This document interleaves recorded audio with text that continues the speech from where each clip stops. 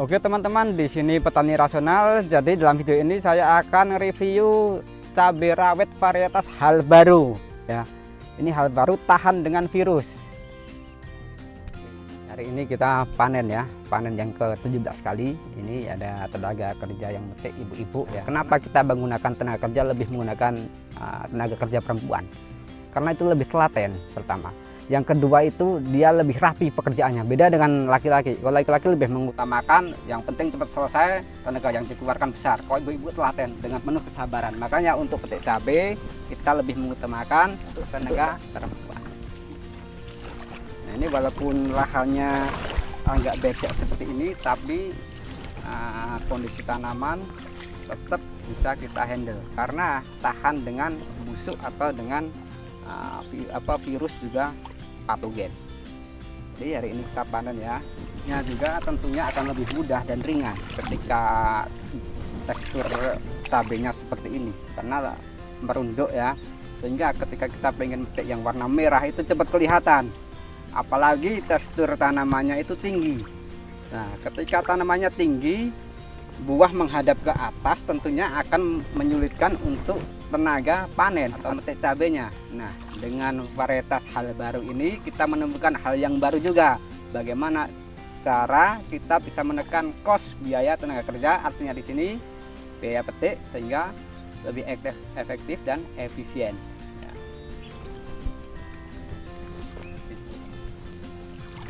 Jadi untuk tanamannya juga tinggi ya, sampai ibu-ibu yang metik di sana itu sampai harus ini ya, benar-benar tinggi. Artinya di sini produksinya juga lebih maksimal, lebih banyak dibanding jenis tanaman yang relatif lebih pendek. Jadi tanaman yang lebih tinggi itu hasilnya akan lebih bagus. Jadi tekstur untuk buahnya seperti ini ya teman-teman ya. Kita bisa lihat langsung di sini ya.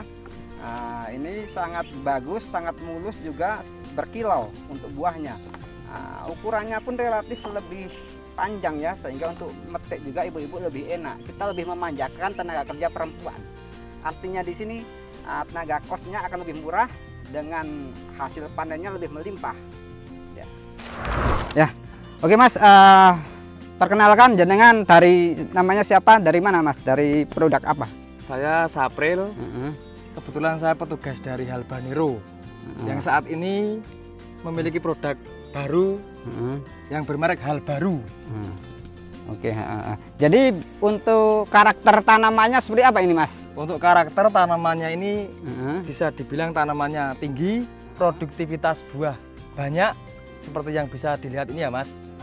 Seperti ini, dan yang paling unggul adalah ketahanan virus.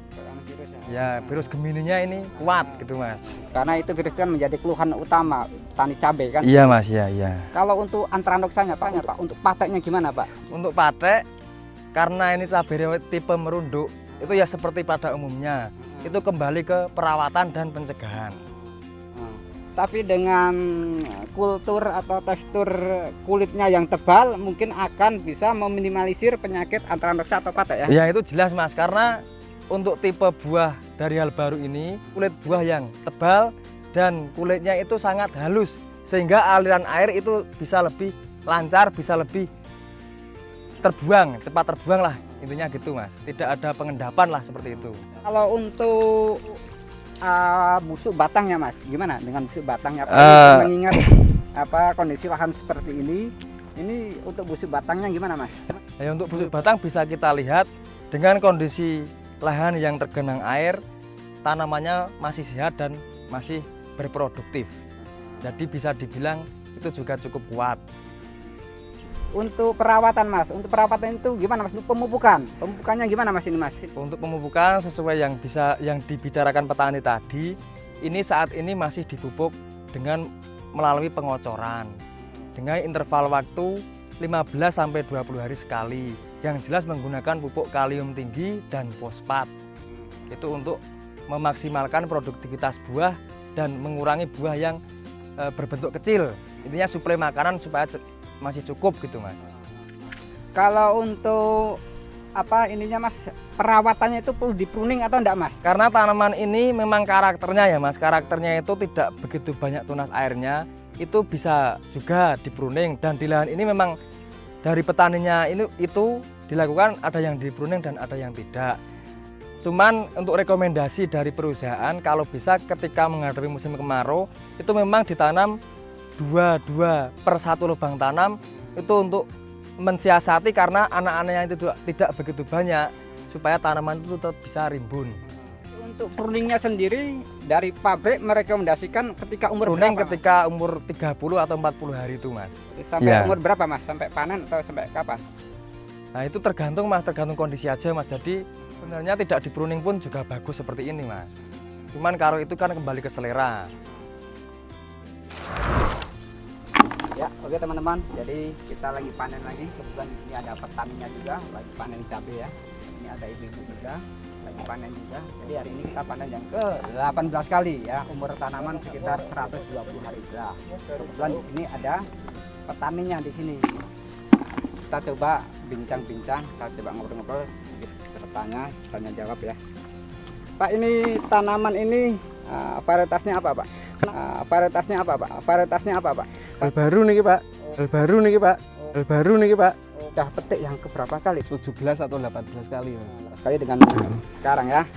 Untuk harganya sendiri sekarang di angka berapa, Pak ya? Kemarin tuh nota 48 Mas. 48 teman-teman ya, sangat luar biasa. Untuk perawatannya sendiri, Pak, perawatannya itu susah atau gimana, Pak, dengan dibandingkan dengan varietas lain, Pak? Yang kalau yang tidak biasa ini susah Mas, tapi yang sudah tahu karakter pohonnya itu mudah Mas. Artinya di sini kan di kemasakan sudah tertulis nah, ada keunggulannya jenis ini. Nah, mungkin dengan cara membaca lewat searching di Google kelebihan dan cara perawatannya mungkin sudah ada di Google sehingga teman-teman bisa cari di situ. Ya, Pak ya. Jadi yang namanya susah atau mudah itu sebenarnya perkara nomor 2. Yang pertama itu harus belajar dan harus praktek kan itu supaya bisa langsung mengalami apa yang dirasakan. Nah, terus ini kita ada ibu-ibu juga ya. Walaupun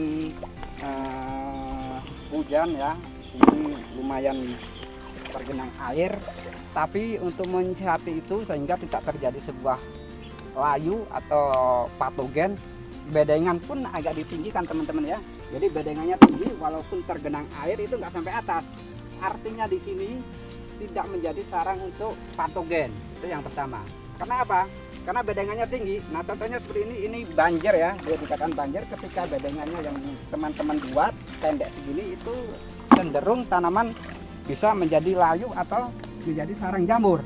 Nah, dengan tanamannya bedengannya ya, bedengannya agak tinggi seperti ini sehingga lebih enak untuk pengendaliannya atau pencegahannya. Jadi sebelum kita melakukan pengendalian kita harus melakukan pencegahan terlebih dahulu. Salah satunya dengan meninggikan bedengan seperti ini.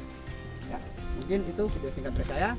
Salam pertanian Indonesia, salam sejahtera. Hal baru, sesuatu yang baru.